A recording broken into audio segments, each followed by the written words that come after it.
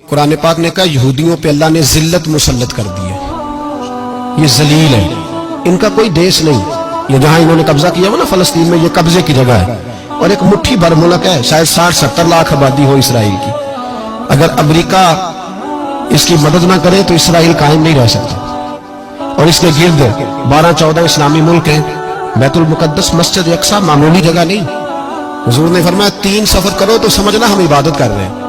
کون کون سے؟ فرمایا اگر بیت اللہ جاؤ تو عبادت سمجھ کے جانا، مسجد نبوی کی طرف جاؤ تو عبادت ہے، اور مسجد اقصی کی طرف جاؤ تو یہ بھی عبادت ہے۔ اور فرمایا مسجد اقصی میں جس نے ایک نماز پڑھی اسے 25,000 نمازوں کا ثواب ملے گا۔ یہ وہ مسجد ہے جس کے ساتھ معراج شریف جڑا ہوا ہے۔ قرآن پاک نے کہا کہ اس مسجد میں سبحان اللہ اسریٰ بعبدہ لیلا من المسجد الحرام الی المسجد الاقصی۔ مسلمانوں، قرآن کہتا ہے کہ تمہارے معراج کی شان رسول پاک کی مسجد اقصی سے جڑی ہے۔ جس محبوب کو رب معراج کرائے تو مسجد اقصی میں لا کے کرائے۔ وہ جگہ معمولی جگہ ہے، وہ معمولی جگہ ہے مسجد اقصی۔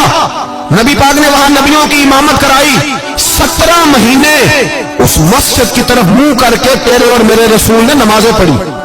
چھوٹی جگہ ہے، اور پوری دنیا کا مسلمان اسے چاہیے شرم سے گڑ جائے۔ ایک امریکہ کا صدر بول کے کہتا ہے کہ اسرائیل کو اجازت ہے اسے دارالحکومت بنائے، اور مسلمان حکمران بیان دے رہے ہیں ظالموں، لٹیروں، تم اپنی سیاستیں چمکانے کے لیے پہلے ایک دوسرے کو گالیاں دیتے ہو، پھر اکٹھے بیٹھ جاتے ہو نمبرنگ کرنے کے لیے۔ تم دین کے اس مسئلے میں سارے اکٹھے کیوں نہیں بیٹھے؟ سارے پاکستان کے سیاستدانوں کو، علماء اور مشائخ کو چاہیے تھا ایک پیٹ پہ اکٹھے ہوتے، اکٹھے بیٹھ کے ایک بیان ہی دے دیتے، ایک بات ہی کر دیتے۔ پھر میرا سلوٹ ہے ترکی کے صدر کو، پھر میرا سلوٹ ہے ترکی کے صدر کو۔ عجیب بات ہے نا کہ اس کے پاس ایٹمی طاقت آپ سے کمزور ہے، آپ کی تگڑی ہے۔ اس کے پاس جو فوجی طاقتیں ہیں وہ اپنی جگہ پر آپ کی فوجی طاقتوں کا لوہا مانتی ہے دنیا، لیکن پھر مجھے کہنے دو نا، میدان میں بندہ ایٹمی طاقت سے نہیں لڑتا، ایمان کی قوت سے لڑتا ہے۔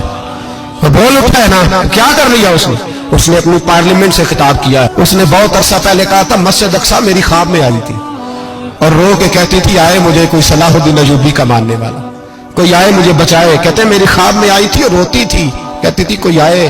اور ایک شاعر نے کہا ہے مسجد اقصی نبی پاک کو بھی بلاتی ہے، کہتی ہے ایک بار پھر طیبہ فلسطین میں آ، راستہ دیکھتی ہے پھر مسجد اقصی تیرا، ایک بار پھر سے طیبہ سے فلسطین میں آ، راستہ دیکھتی ہے پھر مسجد اقصی تیرا۔